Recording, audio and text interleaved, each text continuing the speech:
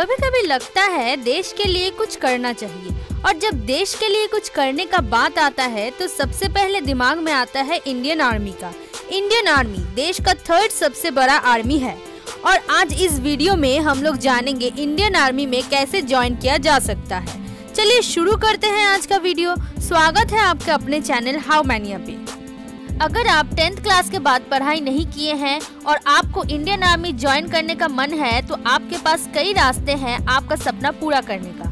लेकिन एक बात आपको पता होना चाहिए कि 10th क्लास के योग्यता के साथ आप किसी भी ऑफिसर रैंक पद के लिए योग्य नहीं होंगे, यानी कि 10th के बाद आपको कोई भी अधिकारी पोस्ट नहीं मिलेगी। अब जानते हैं आप किस किस पोस्ट के लिए आवेदन कर सकते हैं। 10th के बाद आप 2 पद के लिए आवेदन कर सकते हैं। पहला है सोल्जर जनरल ड्यूटी और दूसरा सोल्जर ट्रेड्समैन।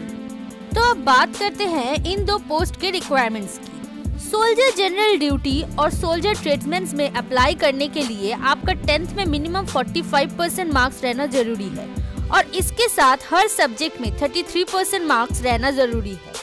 अगर एज लिमिट की बात करें तो सोल्जर जनरल ड्यूटी में अप्लाई करने वालों की एज 17.5 से 21 साल के अंदर होना चाहिए, और ट्रेड्समैन पोस्ट के लिए अप्लाई करने वालों की एज 17.5 से 23 साल के अंदर होनी चाहिए। अब बात करते हैं सिलेक्शन प्रोसेस की। सोल्जर जनरल और ट्रेड्समैन की रिक्रूटमेंट समय समय पर सिलेक्शन रिक्रूटमेंट रैली के माध्यम से किया जाता है। आप इंडियन आर्मी के ऑफिशियल वेबसाइट में जाके आवेदन कर सकते हैं। इसके अलावा मेडिकल टेस्ट होता है, जो पास करने के बाद आपको सिपाही पोस्ट के लिए नियुक्त किया जाता है। ये थी नॉन कमीशन ऑफिसर रैंक में ज्वाइन करने की प्रोसेस। अब बात करते हैं एज ए कमीशन ऑफिसर आप इंडियन आर्मी में कैसे ज्वाइन कर सकते हैं। अगर आप 12th में हैं या फिर 12th पास कर चुके हैं तो आपके पास 2 तरीका है इंडियन आर्मी ज्वाइन करने की। तो सबसे पहला तरीका है एनडीए एग्जाम के माध्यम से। एनडीए यानी नेशनल डिफेंस एकेडमी, जो पुणे में है और दुनिया की पहली एकेडमी है जहां नेवी, आर्मी और एयरफोर्स तीनों की ट्रेनिंग एक साथ कराई जाती है। एनडीए एग्जाम यूपीएससी के थ्रू साल में 2 बार कंडक्ट कराई जाती है, और इसका नोटिफिकेशन जून और दिसंबर में निकलती है। अब बात करते हैं इसके एजुकेशनल क्वालिफिकेशन और एलिजिबिलिटी क्राइटेरिया की। अगर आप 10+2 में हैं या आपका 10+2 कंप्लीट हो चुका है तो आप एनडीए के लिए अप्लाई कर सकते हैं। एनडीए के थ्रू इंडियन आर्मी में अप्लाई करने के लिए आप किसी भी स्ट्रीम से अप्लाई कर सकते हैं। इसके लिए आपकी एज लिमिट 16.5 से 19.5 साल के बीच होनी चाहिए। एनडीए के लिए बस अनमैरिड मेल कैंडिडेट ही एलिजिबल है, फीमेल कैंडिडेट अप्लाई नहीं कर सकते हैं। अगर बात करें इसके सिलेक्शन प्रोसेस की तो एनडीए में सिलेक्शन के लिए आपको रिटन एग्जाम देना होता है, और एग्जाम क्लियर करने के बाद ही आप एसएसबी इंटरव्यू के लिए बुलाए जाते हैं। अगर आप एसएसबी इंटरव्यू क्लियर कर लेते हैं तो आपको 3 साल के लिए नेशनल डिफेंस एकेडमी भेजा जाता है, फिर वहां से 1 साल के लिए इंडियन मिलिट्री एकेडमी भेजा जाता है। अब बात करते हैं हमारे दूसरे तरीके की, जो है टीईएस एंट्री। टीईएस यानी कि टेक्निकल एंट्री स्कीम। ये एक टेक्निकल एंट्री होती है। एज एन इंजीनियर आप आर्मी ज्वाइन कर सकते हैं इसके माध्यम से। साल में 2 बार ये एग्जाम कंडक्ट कराई जाती है। अगर बात करें इसके एजुकेशनल क्वालिफिकेशन और एलिजिबिलिटी क्राइटेरिया की तो इस एंट्री के लिए बस साइंस स्टूडेंट ही अप्लाई कर सकते हैं।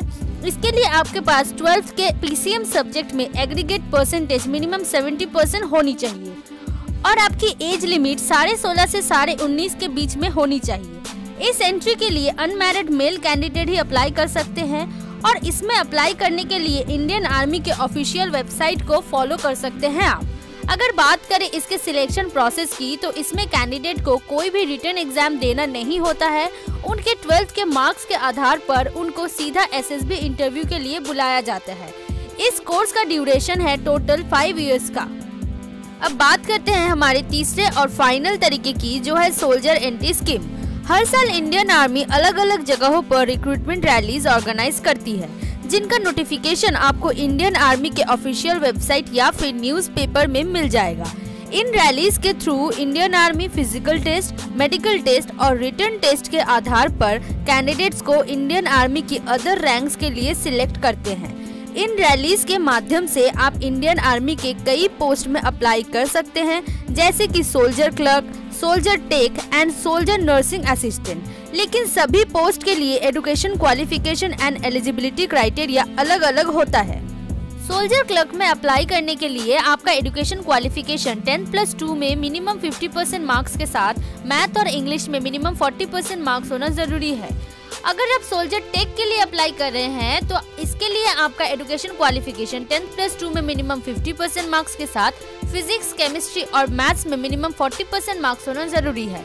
और सोल्जर नर्सिंग असिस्टेंट के लिए अप्लाई कर रहे हैं तो इसके लिए आपका एजुकेशन क्वालिफिकेशन 10+2 में मिनिमम 50% मार्क्स के साथ फिजिक्स, केमिस्ट्री और बायोलॉजी में 40% मार्क्स होना जरूरी है। तो ये थी कैसे आप 10th और 12th के बाद आर्मी ज्वाइन कर सकते हैं। नेक्स्ट वीडियो में हम लोग बात करेंगे ग्रेजुएशन, बीटेक या फिर लॉ करने के बाद कैसे आप आर्मी ज्वाइन कर सकते हैं उस बारे में। ये वीडियो आपको कैसी लगी वो कमेंट में लिखिए और आगे किस बारे में आपको नॉलेज चाहिए वो भी लिख भेजिए। अगर आप इस चैनल में नए हैं तो मैं राखी स्वागत करती हूँ आपको इस चैनल पे। इस वीडियो को लाइक, शेयर और सब्सक्राइब करना ना भूलें।